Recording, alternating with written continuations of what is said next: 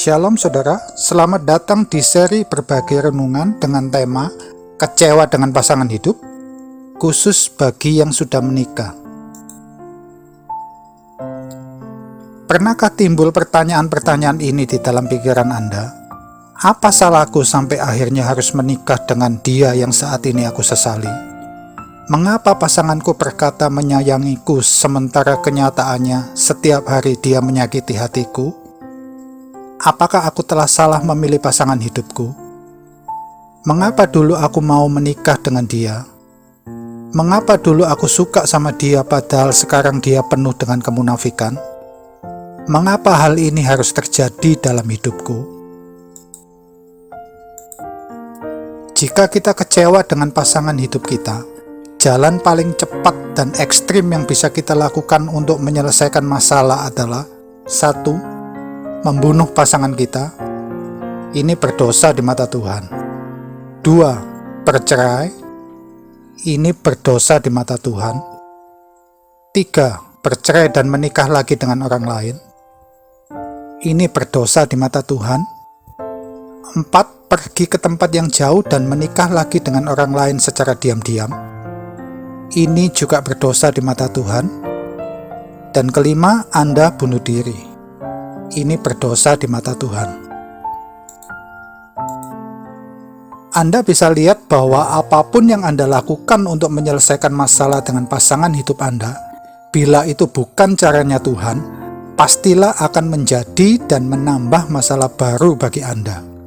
Percayalah, masalah Anda tidak akan pernah bisa selesai dengan memakai cara Anda sendiri atau cara dunia, yang justru akan semakin membawa Anda kepada masalah lain yang lebih kompleks dan lebih besar. Hanya dengan cara yang dari Tuhan yang bisa menyelesaikannya. Mari kita bahas. Pasangan hidup adalah seseorang yang telah kita pilih untuk menemani perjalanan hidup kita, baik di saat suka maupun duka, yang tinggal bersama dalam suatu ikatan komunitas kecil yang disebut keluarga. Di dalam kekristenan, Allah sebenarnya telah menentukan siapa pasangan yang terbaik bagi hidup kita. Tetapi kita sendiri yang seringkali tidak taat dan tidak sabar untuk menunggu waktunya Tuhan. Hal inilah yang akan membuat kita keluar dari jalurnya Tuhan. Pada mulanya Allah membentuk manusia dan diberi nama Adam dan Hawa, Kejadian pasal 1 dan 2. Ingatlah, Allah menciptakan laki-laki dan perempuan untuk bersatu, bukan yang sejenis. Allah menciptakan hanya satu perempuan sebagai teman hidup atau pasangan dari Adam, yaitu Hawa, bukan dua perempuan atau lebih. Persatuan ini adalah untuk melahirkan keturunan yang ilahi, bukan untuk memuaskan hawa nafsu seks dari manusia. Pasangan hidup menurut definisi saya. Pasangan hidup adalah seperti vaksin yang bisa mematikan. Maaf, ini hanya istilah yang saya buat untuk memudahkan Anda mengerti akan ilustrasi saya. Pada saat Anda menikahinya, itu berarti Anda telah memasukkan vaksin itu ke dalam diri Anda. Apabila tubuh Anda kuat, maka vaksin itu akan menjadi netral dan menjadi antibodi yang akan membuat tubuh Anda semakin kuat. Tetapi jika tubuh Anda tidak kuat, maka vaksin itu akan semakin melemahkan hidup Anda hingga bisa berujung pada kematian. Jika vaksin itu tidak bisa netral, bagaimana? 1. Menunggu waktu. Suatu saat nanti akan tiba waktunya di mana vaksin itu akan hilang dari tubuh dengan sendirinya, atau faktor usia. Vaksin itu akan keluar dengan sendirinya apabila dia sudah merasa tidak bisa bersatu dengan tubuh Anda, dan mungkin berpindah ke tubuh yang lain. Terimalah dengan hati yang bersyukur atas segala efek samping dari vaksin itu di hidup Anda, maka suatu saat vaksin itu akan netral. 2. Mengeluarkan vaksin itu dengan paksa. Mengeluarkan dengan paksa bisa berisiko kematian baik kepada Anda maupun kepada vaksin itu. Mengeluarkan dengan paksa berarti perpisahan yang bisa membawa efek samping yang negatif bagi orang-orang di sekitar Anda. Efek yang ditinggalkan dari vaksin itu tidak akan pernah bisa Anda sembunyikan atau dihilangkan dalam hidup Anda dan akan tetap membekas selamanya. Mengeluarkan dengan paksa bukan menyelesaikan masalah, tetapi justru semakin menambah masalah. Kecewa dengan pasangan hidup. 3 hal ini yang seringkali merusak hubungan Anda dengan pasangan hidup Anda. 1. Ketidakjujuran. Apabila pasangan suami istri itu sudah tidak bisa terbuka satu sama lain, maka akan mulai timbul ketidakjujuran dimulai dari hal-hal yang kecil dan akan terus merembet kepada hal yang lebih besar. Contoh, HP yang dipassword tanpa beritahu passwordnya, laporan keuangan pribadi yang ditutup-tutupi, chat mesra dengan banyak teman lawan jenis, sering pergi keluar rumah tanpa memberitahu acara pergi kemana, dan lain-lain. 2. Ketidakmesraan.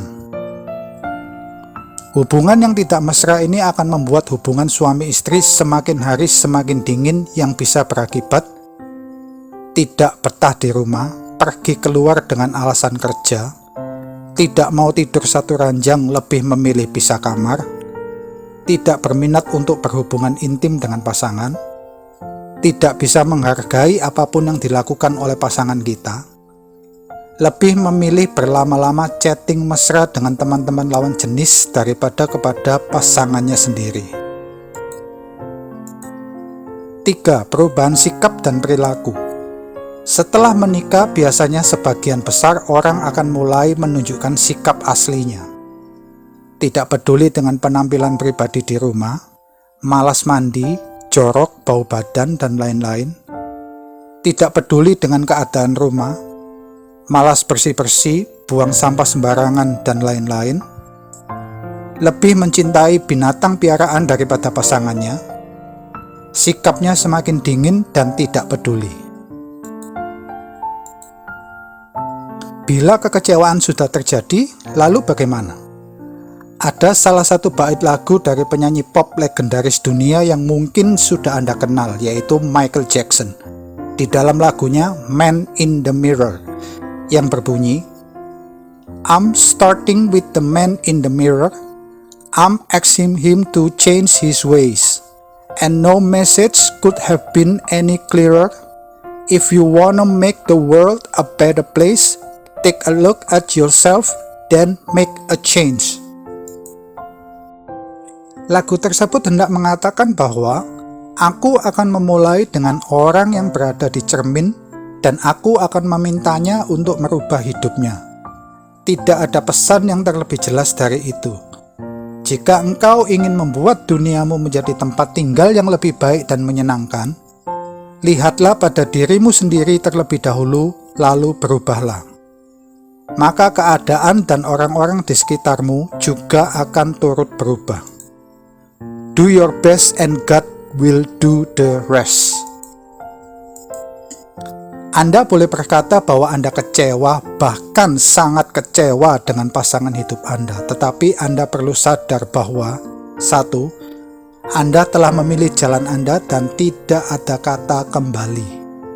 2. Anda bisa lari dari kondisi Anda saat ini, tetapi itu tidak akan pernah bisa menyelesaikan masalah Anda. 3. Jangan pernah Anda berharap dan menunggu untuk orang lain berubah untuk Anda, tetapi berubahlah untuk orang-orang di sekitar Anda agar keadaan Anda juga ikut berubah. Don't wait, take action. 4. Ingatlah akan hukum tabur tuai. Apapun yang Anda tabur, itu yang akan Anda tuai di kemudian hari. Taburlah kasih yang dari Allah.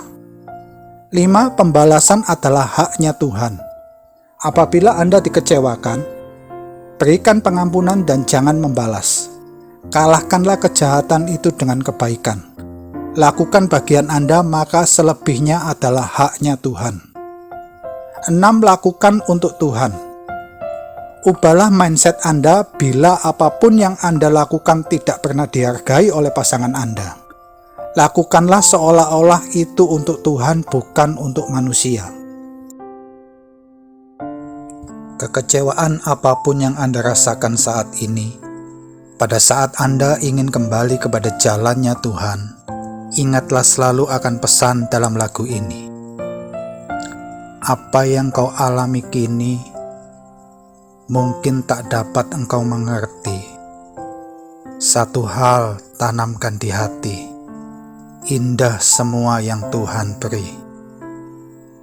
Tuhanmu tak akan memberi ular beracun pada yang minta roti. Cobaan yang engkau alami tak melebihi kekuatanmu. Tangan Tuhan sedang merenda suatu karya yang agung mulia. Saatnya akan tiba nanti, kau lihat pelangi kasih-Nya. Manusia boleh kecewa atau marah, tetapi jangan sampai hal itu menjadi akar pahit yang bisa melahirkan sakit hati, dendam, kebencian yang sangat sehingga tidak mau mengampuni. Kesimpulannya, Anda kecewa dengan pasangan hidup Anda, tidak ada jalan lain kecuali mengampuni, doakan, dan balaslah kejahatan dengan kebaikan. Mungkin saat ini Anda menaburnya dengan tetesan air mata, tetapi akan tiba saatnya nanti di mana Anda akan menuainya dengan sorak-sorai. Amin. Mazmur 126 ayat 5 dan 6.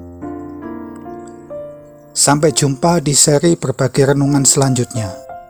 Apabila Anda mendapat berkat dari video ini, silakan bagikan atau share kepada orang-orang yang Anda kasihi, supaya mereka juga boleh dikuatkan dan tetap teguh dalam iman mereka. Segala kemuliaan hanya bagi Yesus.